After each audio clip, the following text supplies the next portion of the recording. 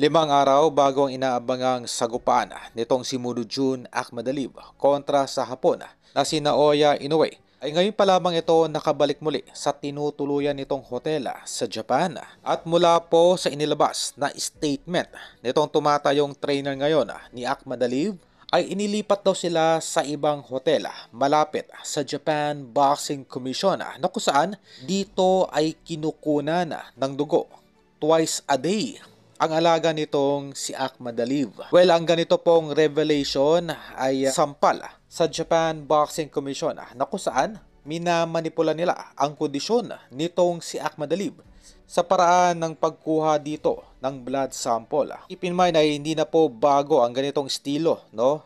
Kung maalala, noong laban ni Manny Pacquiao kontra dito kay Floyd Mayweather, ay madalas din pong kinukunan ng dugo etong si Manny Pacquiao sa Las Vegas. Wala pong pinagkaiba dito sa Hapon na kung saan ay teritoryo nila ang nasabing bansa. Sa oras ng laban nitong si Naoya Inoue sa bansang Japan ay mistulang makikita na mahina o wala sa 100% ang mga nakakalaban nitong fighters. Katulad na lamang nitong si Stephen Fulton at Luis Nery na makikita na dehydrated at drain sa labis na pagkuha sa kanila ng blood samples. At sa kung pa rin na balita, official na rin inilabas nitong tumatayong manager ngayon ni Naoya Inoue na si Ohashi na isa itong si Cuadro Alas sa posibleng makalaban ng kanilang alaga para sa taong 2026.